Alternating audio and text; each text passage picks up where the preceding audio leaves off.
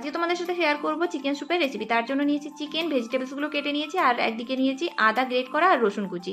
তারপর তেলের মধ্যে দিয়ে দিলাম চিকেনগুলো, ব্রাউন করে চিকেনগুলো ভেজে নিয়ে তারপর এতে অ্যাড করে দেবো পেঁয়াজ কুচি, আর তার সাথে অ্যাড করব আদা আর রসুন কুচিটাও।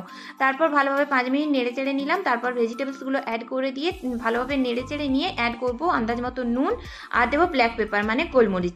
তারপর আবার ভালোভাবে নেড়ে চেড়ে নিয়ে জল দিয়ে চাপা দিয়ে দেবো 5 থেকে 10 মিনিট ফোটার জন্য। এখন দেখো 10 মিনিট পর ফিরে এসে আমি দেখছি চিকেনটা বেশ ভালো মতোই সেদ্ধ হয়ে গেছে। তো ওটা তুলে নিলাম। তারপর আঙুলে করে প্রেস করে বেশ ভালো করে কুচি কুচি করে নিলাম। কুচি করে রাখা চিকেনটা আবার অ্যাড করে দিলাম স্যুপের সাথে।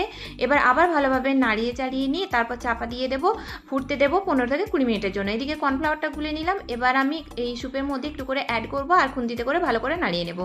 তারপর এখানে ডিম থেকে কুসুমটা আলাদা করেছি, সাদাটা একটা বাটিতে নিয়েছি, সাদাটাই লাগবে শুধু। তো একটু করে ডিম দেবো, আবার ভালোভাবে নাড়িয়ে চাড়িয়ে নেবো, তাহলেই রেডি হয়ে গেল আমাদের চিকেন স্যুপ।